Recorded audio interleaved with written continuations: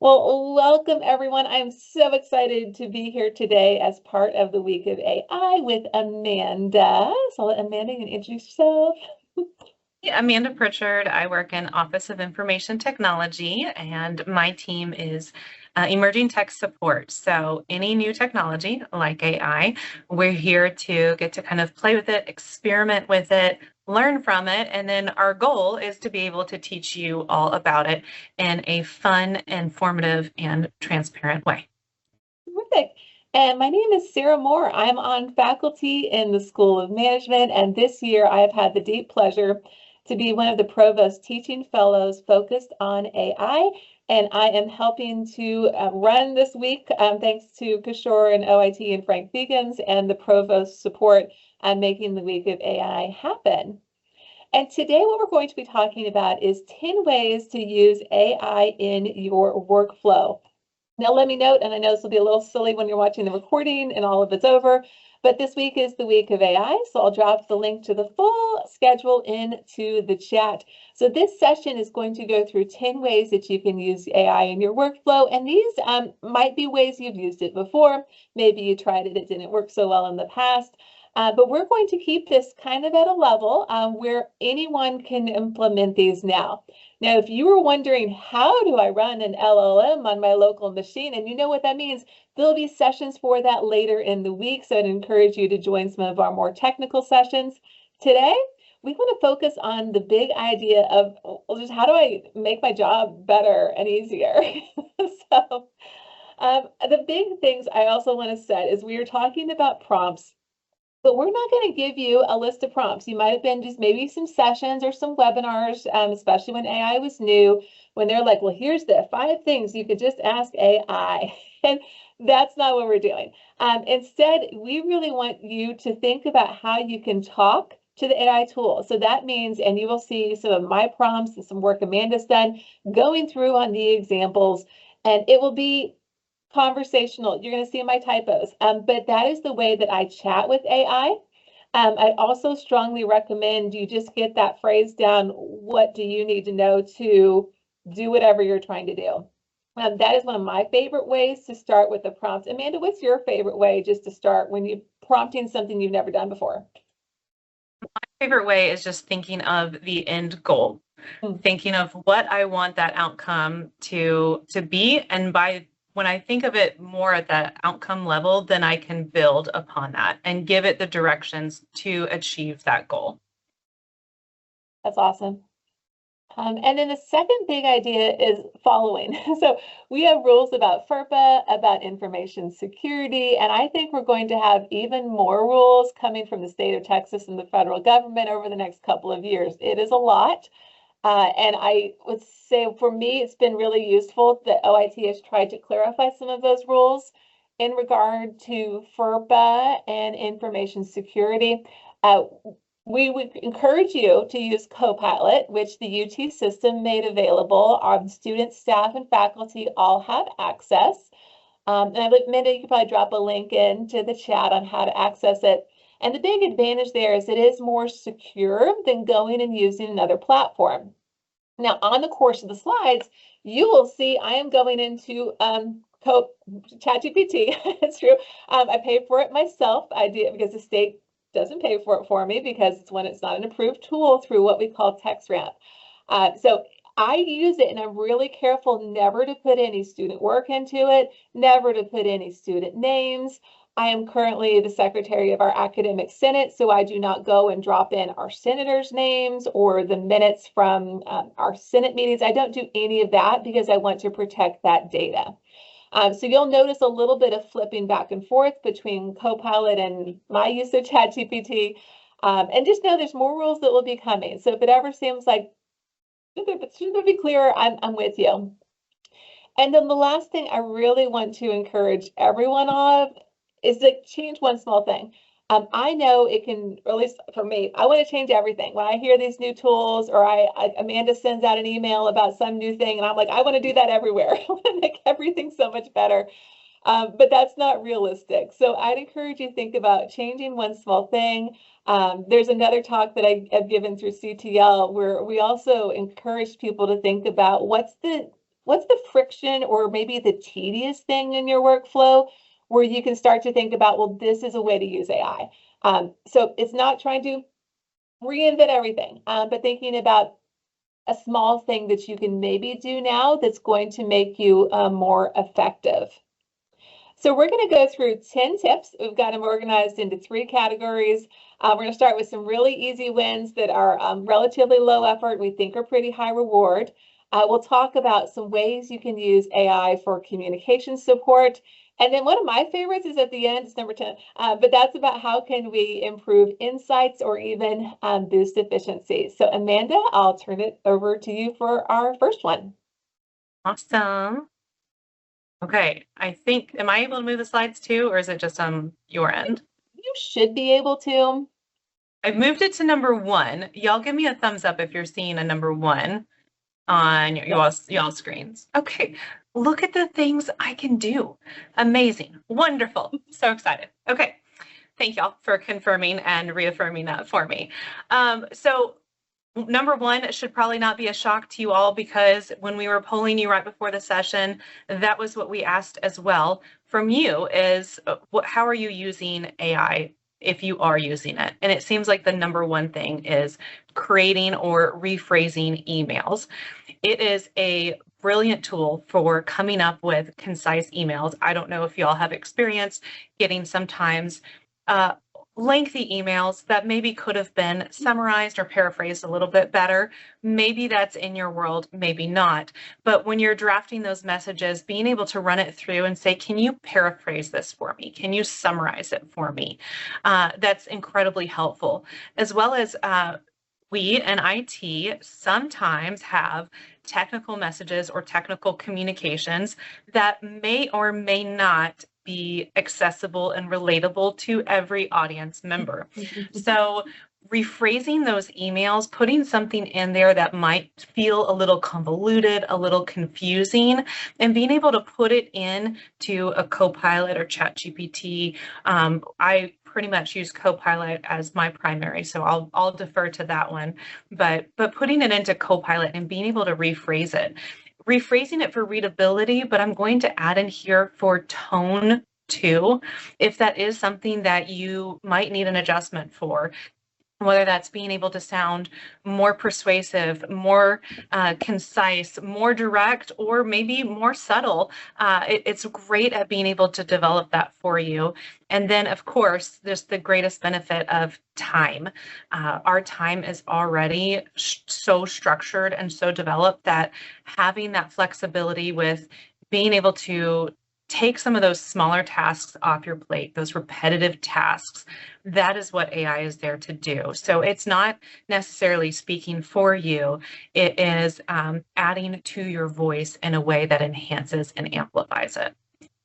Okay, let me move on. I've got a couple of just some prompt ideas. Like Dr. Moore was saying, we've got some examples, but we want this to be just a generalization for you so that you can take this on and leverage it in your voice and be that co-curator of information, which is why we're also not sharing some of these prompts. And I think that's an important nuance to understand in using AI. This is an example where we're drafting an email to the TA. You're curating this content. You are developing it. You are the one that is still behind it and in control. You're not asking it to generate something that is outside of your realm, your voice, your tasks. So putting in those clear prompts. And for this one, it was just asking it for a routine task, any kind of a task that you would need to do, whether it's for my role, it's a lot of those proofing emails, project updates, status, but uploading this and asking it to kind of come up with some grading instructions to give a TA. So you're able to see that you're able to put that prompt in and it's able to generate that content instantaneously. Now with this one, I'll move forward because it didn't quite exactly work the way that you want. And that is okay. I like to think of this as just like when I work with a coworker. There are times that I will give instructions that I feel are clear, that I am communicating verbally, and I think, man, I just did such a great job. That was so clear and precise.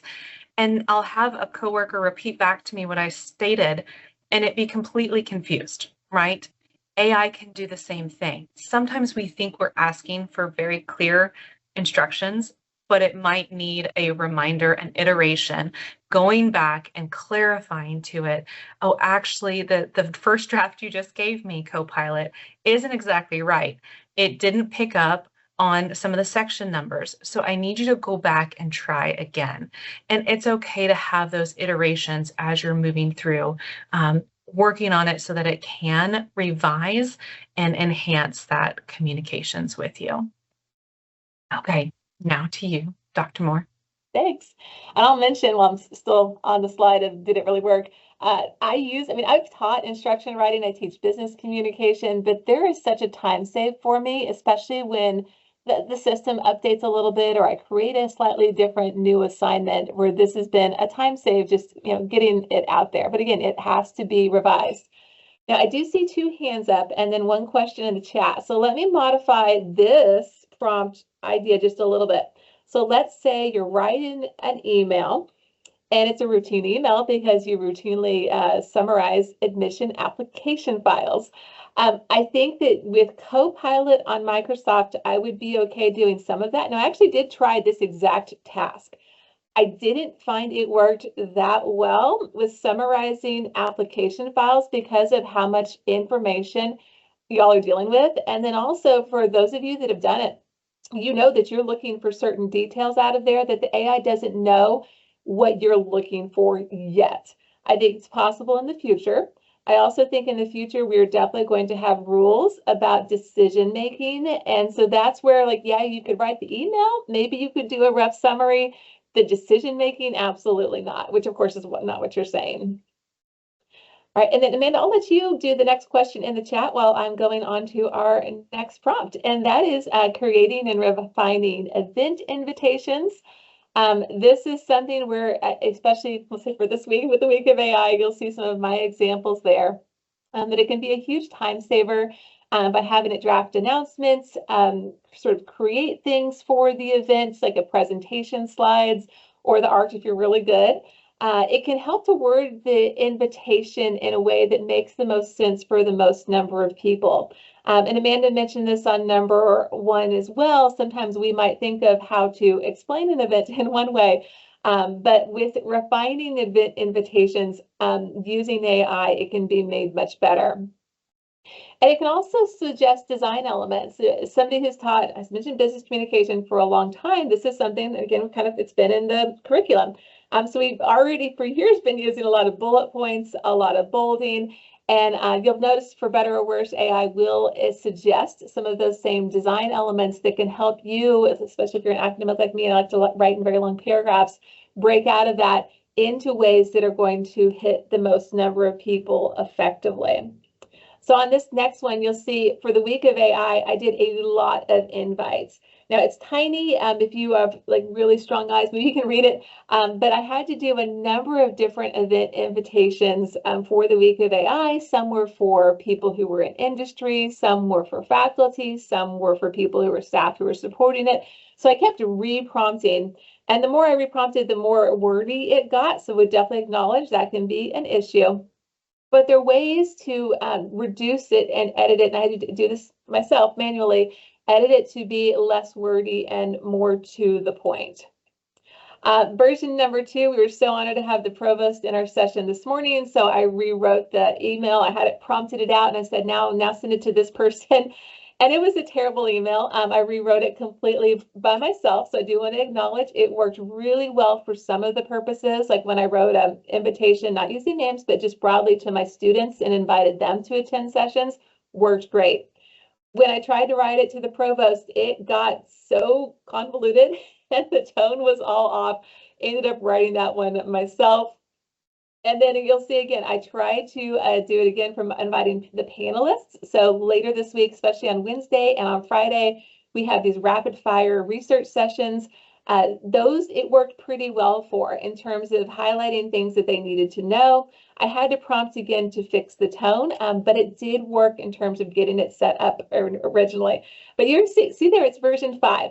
And one of the things I think was a big mistake early on that I think all of us made is going to AI, prompting it once and thinking, aha, I got it, or aha, I'm better than AI. But the reality is a good interaction with AI should be like you're talking to an assistant and like in real life, which means you're going back and forth and giving them formative feedback, to use our CTL language, so that the AI knows what you want and how to get to it. And next one, I'll turn over to you, Amanda, for bullets and paragraphs. Right. This is a great and simple one, and one I think sometimes goes underutilized. I don't know how y'all's minds work, but a lot of times I am a checklist person. I am an avid, like I love my bullet points. I want those quick, effective wins, right? So for me, when I'm working with AI, a lot of times I will have my quick list of things I need to communicate, things I want to accomplish, projects that we're working on. And I have that in the form of those quick bullet points. Sometimes the way my mind works is that it's hard to put those and execute that into actionable words or phrases. So I can take those bullet points and make AI do that hard work for me of being able to transform the information that's in my mind and on my checklist and being able to put those into paragraphs. And then of course, vice versa, if you do have paragraphs and there might be longer content, higher levels of information, there's certainly reports that I have read where the content is what feels a little convoluted or too complex. I can take that paragraph and ask it to just break it into bullet points for me, simplify it, take something that's been complex and make it so in a way that I can easily consume that. So that's a simple but easy way if you do have sometimes disparate pieces of information that you are trying to unify and put together. The bullet to paragraph and vice versa is a quick win for you.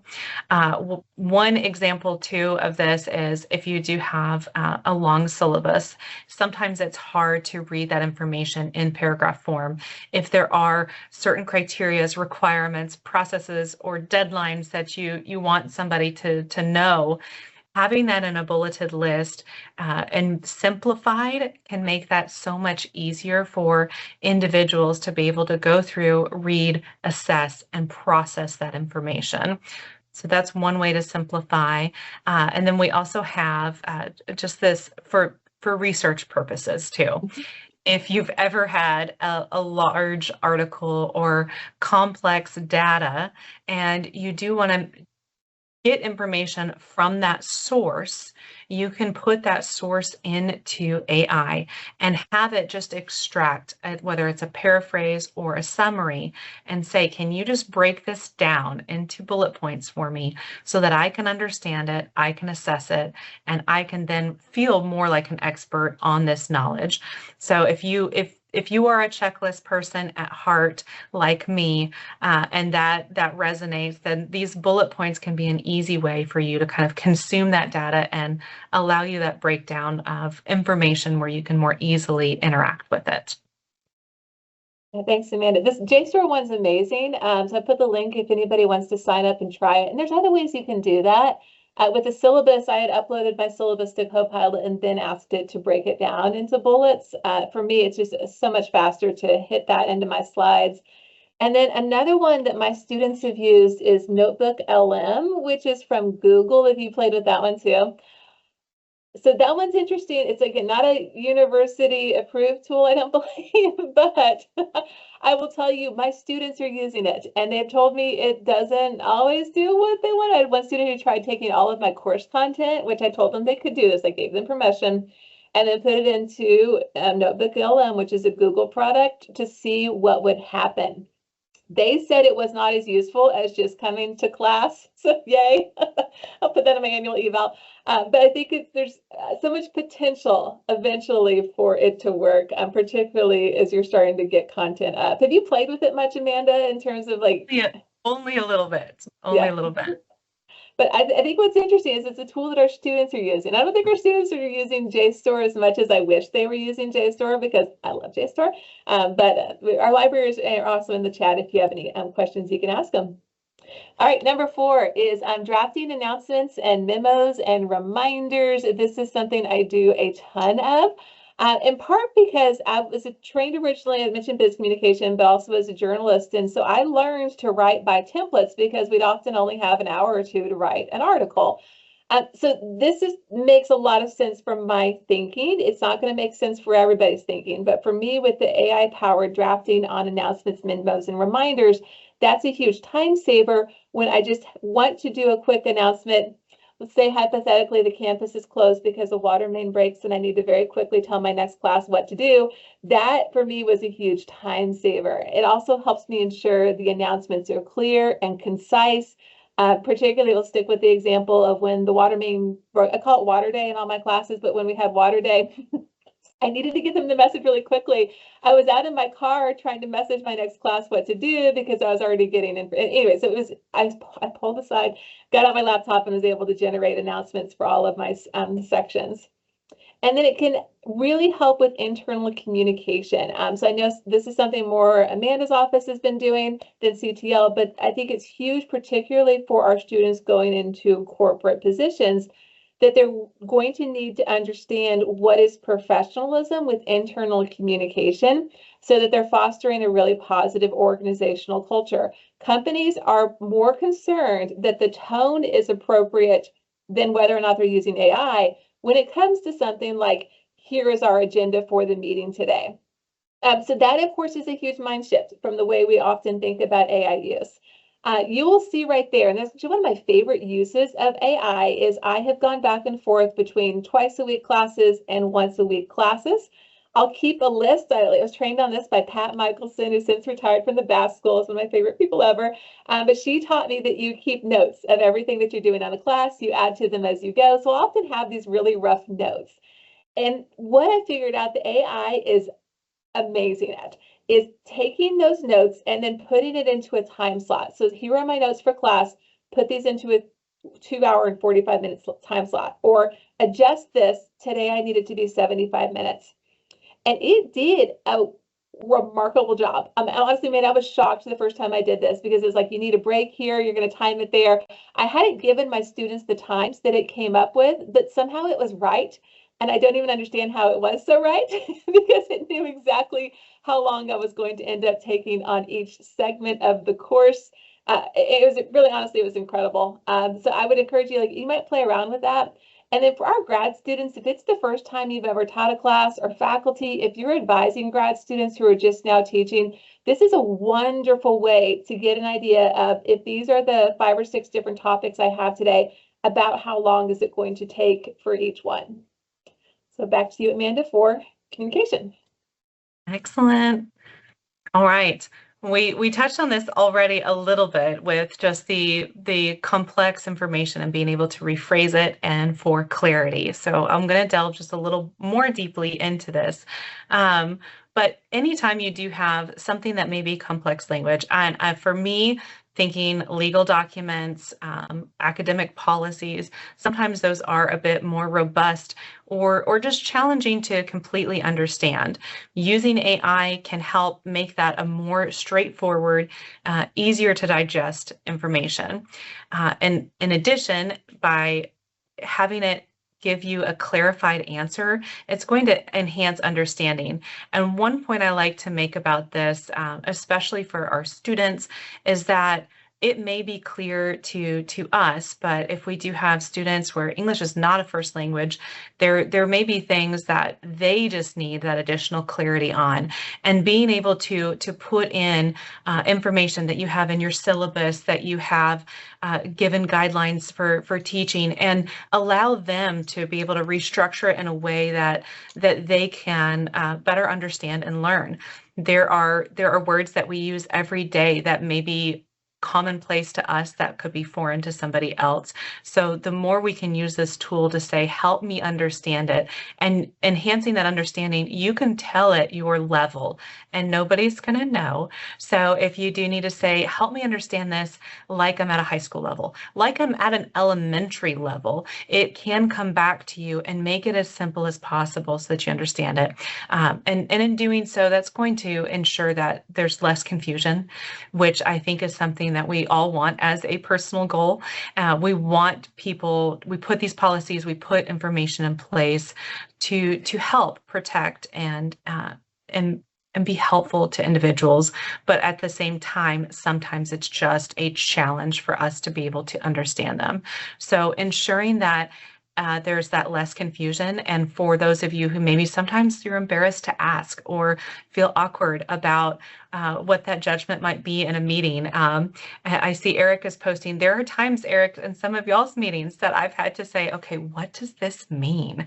And ask Copilot, and I'm able to get a quick answer, and then I can catch up and know exactly what's happening in the meeting, which it's helpful in that moment. You can get that clarity and understanding better. So speaking of the legalese that sometimes can be a challenge, here is a wonderful example of policy and procedures. Important, critical to have, sometimes can be a little bit of a challenge to read through. So when you start, you can ask for a summary. Now, if you look at the summary that it's generating, it's still very close to verbatim. It still can be a little bit difficult to read. And this is where I will rely on that. Tell me like I'm in elementary school. Tell me the most important things that somebody like me with ADHD can just get the information quickly and know what I need to know, right? So you can start with that, asking for a summary, and then you can be able to get that most important information. Again, policies, they're critical, but sometimes it's hard to look at a document and know exactly what you need to extract from it. What are those key takeaways? What are the most critical pieces of information? So being able to just quickly extract that, even if you're not familiar with something, if you're a new student or even a parent that's trying to come into the education and be able to partner with your student and understand this information, you're able to generate that content very quickly. And don't even think about it for just these extreme use cases, maybe with some of these policies, but really any of that content that you're struggling to understand and identify. What do I need to know? What are my key takeaways? You're able to ask AI and it's able to generate that content for you. And Sarah, I know you added these. Did you want to add a little bit more on these next two prompts? Oh, you're muted. Oh, there we go. Yeah, and one of the ways that I've done this is, again, I get in my professor head and I think this is so clear. Obviously, you go here on e-learning and this is what it's worth. But I've had a lot of luck asking for feedback on clarifying my instructions or simplifying the instructions, rephrasing any policies I have in order to have them. First off, I'll say do a lot of this. Well, I want to make sure it's positive and easy to understand. From a more pragmatic point of view, doing this can do things like make it so you're getting less emails asking questions. Let me just point, there is a huge trade-off here for me. And one of my goals is to try and get as much information there so that they don't have to send emails and ask questions. But you'll see here that I prompted out with Copilot, help me reduce confusion and understanding on this assignment. I uploaded an assignment that honestly I don't get that many questions about, but other than the grading. And it gave me a whole list of things to do, including the number one thing, and I did this for this presentation, was clarify the goals of the assignment and highlight the key information. So I prompted again and I said, hey, just do a version of my assignment. And then I wanted it redlined. I didn't want it to write it for me. So you'll see it gave me brackets of add here, add this, explain this, so that it is much simpler. So it said to direct students to essential resources, but really what I had missed, it's like grading myself here, was clarifying out the major goals and outcomes up at the front, which I explained in class, but of course if the students missed class, then they wouldn't understand what's the point. So I thought it was a really great use of that should save quite a bit of time now that that's just, I think, spelled out in really transparent ways. The next one, I've had students ask me about this. I have done this a lot in my workflow. And let me say, if there's anybody on here who's doing human subjects research, this might not work for you, or it might give you ideas. But that's that you can use AI to create polished survey questions. I have a colleague who I know is on the call. Hi, Catherine, and she's done a lot of survey design. She's written on it, but this is not my primary field. I came from the humanities or working in books and long form content. So I know enough to be dangerous is the way I had my Greek professor in college told me I knew just enough to be dangerous and I needed to take more classes and I never did. But this is the same way I feel about survey design. And this is why I've loved being able to use AI to at least make sure if I'm doing routine things, we can make it more effective and considerate of ways that are going to get me better answers and data. So I've used it to create basic questions. In fact, if you're a senator, you may have seen at some point, I will just go through and check my questions in there. It also can help in improving data collection, structure questions, and response quality by making sure the questions make sense. You can use AI for that. But you also can use it to polish or structure some of your questions to make sure that there are accurate responses, hopefully better responses. Now, Qualtrics is a tool that UT Dallas has, and I love it. It does not, at least that I've seen, currently have any AI tools for writing questions, but Microsoft Forms does have tools for writing questions, and it's been pretty good so far, other than occasionally going too long and complicated. Maybe it's just user error. And now Qualtrics is very good, though. It has some data analysis tools where it can get in there and start to do some basic work like that. But probably a topic for another session. So you will see right there that I wanted to do kind of a version off of questions I'd been asking previously, which is identifying confidence with AI use and LinkedIn. We'll have a session on that in the CTL in May. But you will see it did a really lovely job going from not confident to extremely confident. So yeah, Catherine in the chat is noticing it's clarifying the labels for Likert scales and giving it questions and asking what it might be missing has been two ways that it has just been really revolutionary in speeding up, particularly for me, how to label out the question answers. I'll toss back to you for this. Okay, already my proclaimed favorite. Checklist, step-by-step instructions. Yes, I do leverage this a lot for those types of checklists. I have the privilege of hosting the Microsoft Ambassador Program at UT Dallas, so I get to work with a lot of students working on developing their technical skills. And one of the things that we work on a lot are understanding key criteria that you need for that foundational knowledge in the different Microsoft applications. So sometimes, because these applications can feel so big, it can feel like a juggernaut of instructions, that I need some help assessing what out of all of these pieces of information, what are most critical. And I can run that process through and have my conversation with Copilot in order to kind of, again, co-curate that content, help me think through what they need to know so that I can ensure that when I'm presenting, when I'm communicating, we're going through each of those steps so that they will be well informed. In addition, the step-by-step instructions, now that you get your structure down, you have your checklist. What are the best ways for me to communicate these pieces of technology? What are ways to ensure that I'm being thorough and have hit all of those things? I am very guilty personally of getting excited about something and jumping ahead and maybe missing a step, and having it think through that checklist process with me helps ensure that I am not missing something that would be critical to students that I may take for granted for knowing, but that they might need that additional step. And it has caught me red-handed many times where I would have just completely skipped something in a presentation or communication. And it helps me think through things in a different lens when I'm creating those. And then, of course, just for that efficiency, it is very helpful. If you're not a checklist person, maybe you can become one. It's fine. I will help you. But if you're not one, it can help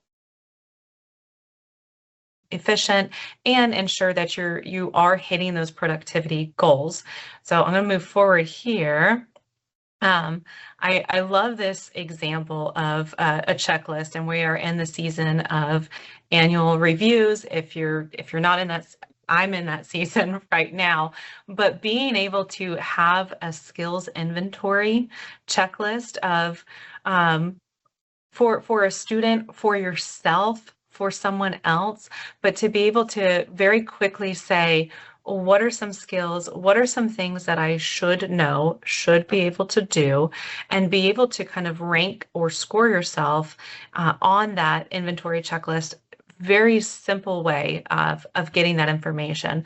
I've done this for myself and understanding, okay, if I'm in IT and I have this type of a role, what are things that I should know how to do? And I can ask it to give me those rankings of, growing, actively learning, proficient, and be able to give myself a better evaluation of what I'm doing and how I should be growing and developing, just by able to have some of these checklist information. Another checklist, I've worked in the department to put together a new student checklist of what technology they need. And I know that there's a lot of groups on campus that do very similar things of what does a student need to do to be ready for school? What are some ways that I, as an instructor or informer, need to be prepared to support them so that they can be successful in their role and that they can come feeling fully equipped to be successful at UT Dallas. So asking AI to help kind of go through that checklist is, again, it's going to reinsure that you're not missing some of those things that we take for granted because we've been doing it so often. And some of these, I love this prompt in particular because there are some simple things like in section number 5 or bullet number 5 where it says draft a welcome email. It's so easy to forget something like that. It's just so easy to take for granted that people have been coming to school, or they know where to go, or they know how to find the class, they know how to navigate this new normal, and maybe they don't. And just being able to remind yourself some of those key structural things to make us foster a better sense of belonging on campus and a better sense of connection with our students can be transformative in the way they experience the classroom and the campus as a whole. So don't be opposed to be a checklist person. There are some great benefits to it.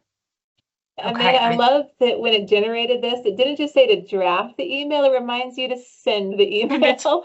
Which of course is the thing, because you're certainly we'll have students enrolling, dropping up until Census Day, but especially the first day of class. But I won't be writing my welcome email that day. So there's something to it, just breaks you out of your flow and helps you out there.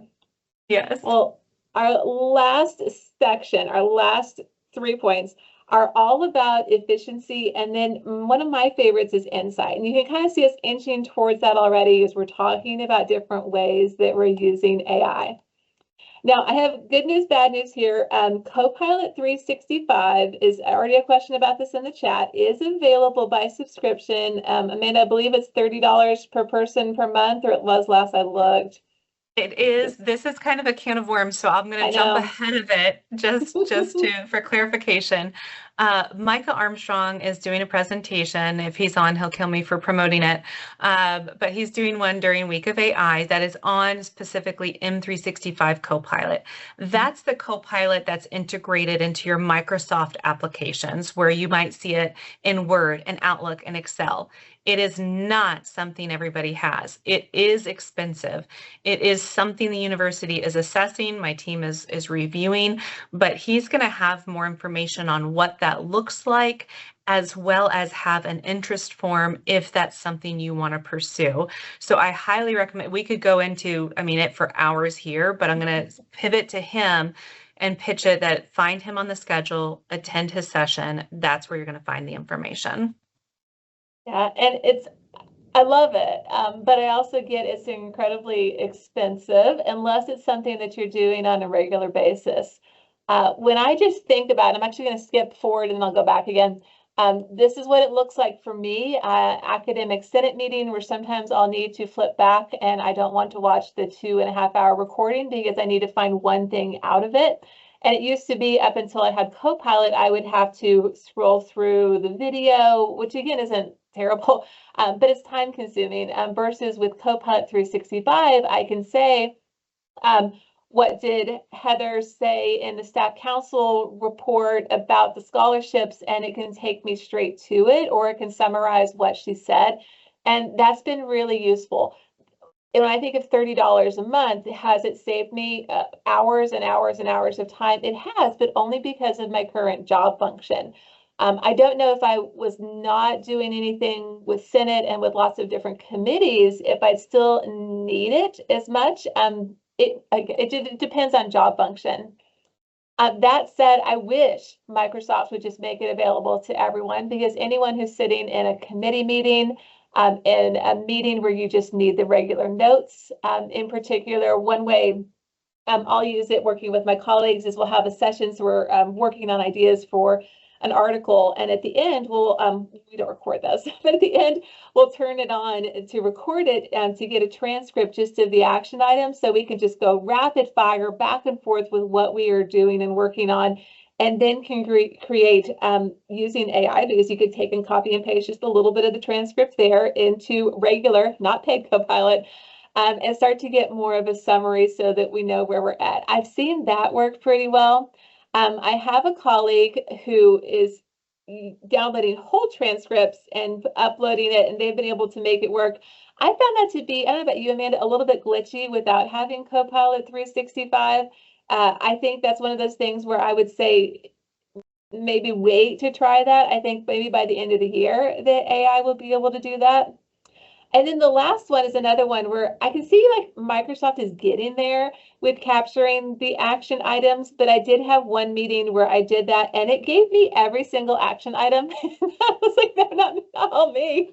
So it's one of those things that needs, we talk about human in the loop sometimes with AI, it needs that human in the loop to make sure that it is organized. However, time saver, yes, it depends on, I think, where you're at. All right, and then we'll go to reports next for you, Amanda.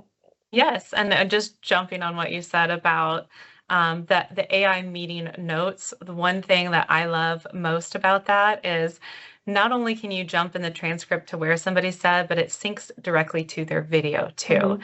So if there is that important meeting that you're like, what was said there, and I need to hear it.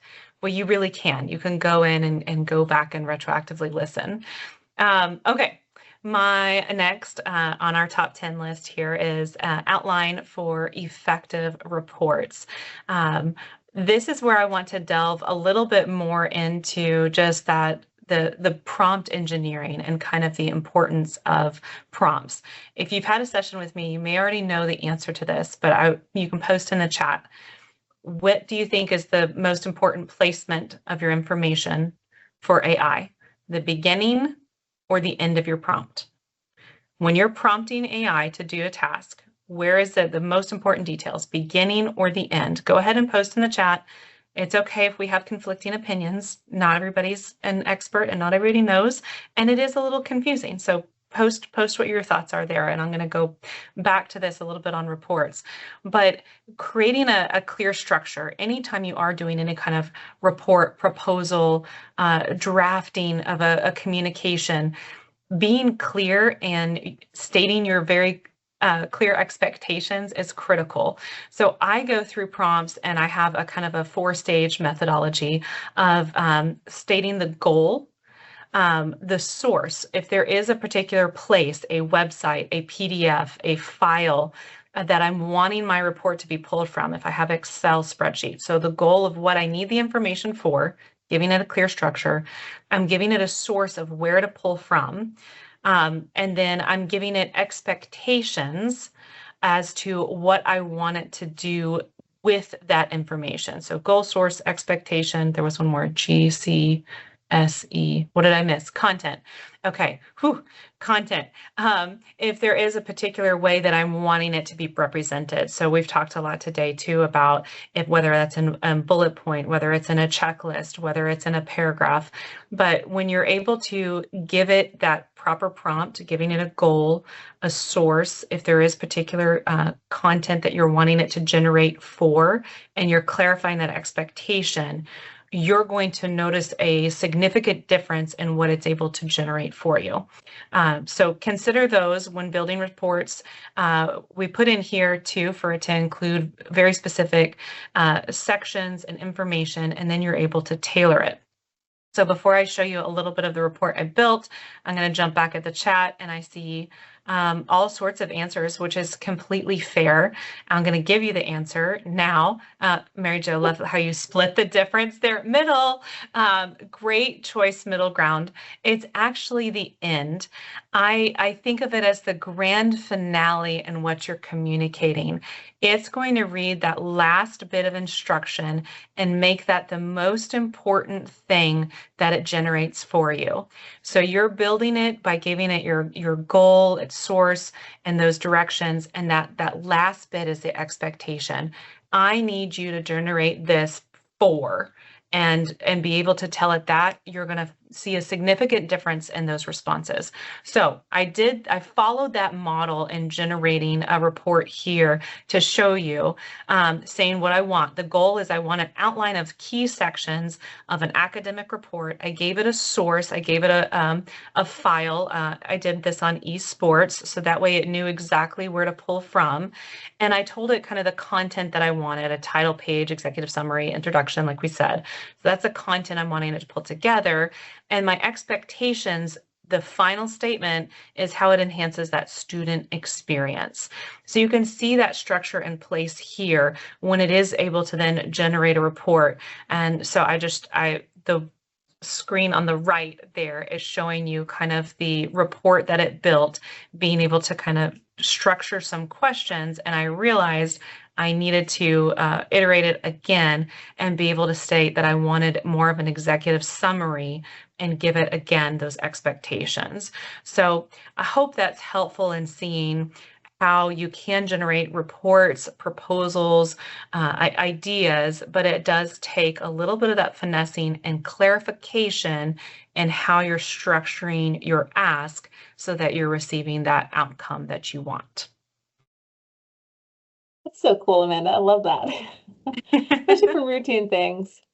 Yes. All right, well, I think that was Amanda's favorite. This is one of my favorites, which is mock reviewer feedback, and that is using an AI tool for peer review. Now, here is what I do not mean by using it for peer review. Catherine Lickadoo and I have submitted things and gotten back from, this is on the journal letter, we've gotten back things where clearly the peer reviewer had used AI to assess our article, which was unpublished, which is a bit of a nightmare. That is not what I mean by this. I mean, this is an opportunity to get feedback before you're submitting to, especially for graduate students, the first time to a conference, or you have an article where you've been stuck on it for a while, or certain parts of your submission.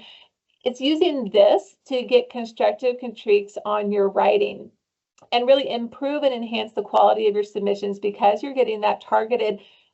And let me just tell you, I'll show you here in a second. This can be some pretty intense, mean feedback if you ask the AI to do this for you. Now, here's the other thing I want to caution. If you do this, it says big picture, you must select a secure system to do so. I would not please do not take your original research and put it into ChatGPT. If you've done it before, that's in the past, but in the future, don't do that again. Use Copilot because it is more secure. And encourage you, especially if you're working with graduate students, I'd really encourage you to tell them that as well. And then the second part is you can enter a prompt saying, and it can be as simple, I know we're not giving a lot of prompt ideas here, saying things like, act as reviewer 2, provide 2 major and 2 minor critiques of this abstract. And yeah, I see Carol in the chat saying human reviewers are mean sometimes too. And one of the things I found with writing and presenting about AI is sometimes there'll even be, we've talked repeatedly about just a communication gap with making sure you're getting clear information. So yes, Robert, the answer is Copilot can do mock peer reviews for scholarly articles. Now this one here, I asked it for feedback. Now you will see there I am using ChatGPT. It was for a conference presentation. It was not for original research. And it came back to me and it says, as it stands, this proposal is too broad, too vague, and lacks strong justification for acceptance. If I were reviewing at a competitive conference, I'd reject it unless it was revised with stronger specificity, rigor, and demonstrable outcomes. Now, I was a little, it was not a bad proposal, in my opinion. It's to a conference that I present at every year, and I'm pretty sure it would have gotten in. But when it said that, I was able to go back, because you can see above, it gave me 5 things that I could adjust to make it more rigorous and more specific. That yeah, the emoji kills me at the end too. That was able to make it, I think, overall a stronger and clearer proposal. And again, as an academic, I think I get in my head sometimes, and especially when there's something you've been working on for a really long time, this can be challenging. Now, I see another question in the chat is, can it review a slideshow? I don't know if I've not tried that in Copilot, Amanda, if you have. I've not tried it for reviewing a slideshow, and I love that idea though. Copilot 365 can give a summary, and I will say I've used that as a way to mirror back to myself what did I actually just put together in my slides. So I think we've all probably built slide decks where we start with one point and then it wanders. But since you can use those summary tools in Microsoft, that can be one way to do it. I personally found ChatGPT at this point, I'm sure it'll be better by the end of the year, getting a little weird with slide decks for sure. But overall, for me, this has been really useful. Carol said human reviewers are mean, as I mentioned, but for me, I'd rather get the meanness first from ChatGPT. The worst time I ever used this is I'd plugged it into Copilot, and we had just finished this study. I'd wanted some more feedback. It was a multi-institutional study about, it's been published since then. It was about Grammarly and the way students had used it. And it came back and said, well, you should have just done a completely different method from the beginning. And I was like, no, we're way past that with IRB and everything. So it's been such a long process with that study. And the study was fine and it was right. But then it gave me a way that I was able to go and edit into the limitation section and also into the future research. So I was able to incorporate it there. And then I'm still just feeling sad about it. It's like 2 years ago, 2 years later. So in conclusion, I think there's just incredible opportunities here for improving efficiency. You can integrate AI into your workflow. Yeah, I said at the beginning, and I'll repeat this now. To me, this works the best if you can start to identify what is tedious about your jobs. And I'm not suggesting you go up to your supervisor and say, oh, writing meeting invitations is so tedious. But something internally for you where you know you want to spend more time maybe working with a student worker or collaborating with colleagues. And this can be a way that you can save time and resources. And Amanda, you want to talk about enhanced communication and wrap that one up? Yes, no, for me, that's probably what I use it the most for, is being able to better express sometimes those swirling ideas in my head and ensure that it's clear for all audiences. And I will say that that helps, putting it in there, putting your emails, ensuring that it's clear, concise, and that you're using words that are accessible and relatable to our student body and to everyone else on campus. Is one huge benefit that I think comes out of it. Perfect. And then streamlining the processes. I think there's ways in there. Obviously, I'm going to show you some ways today that you can automate some of the more mundane or routine tasks, like prepping for fall semester again. Especially those of us who maybe are not teaching in summer and you're coming back from fall. It's just another way that you can help yourself focus on innovation, on what's most important, and get things just a little more streamlined. So we'd encourage you to connect with either one of us on LinkedIn. And then Week of AI, we have multiple sessions where if you're interested in teaching or in workflow throughout the entire week, Encourage you to come back there. On Friday in the Center for Teaching and Learning, we'll also have a student panel in the afternoon where they're going to talk about how they use AI, and you might be surprised. And with that, we will stop recording and turn it over really to the audience to tell us what questions you have. Thank you all so much for being here.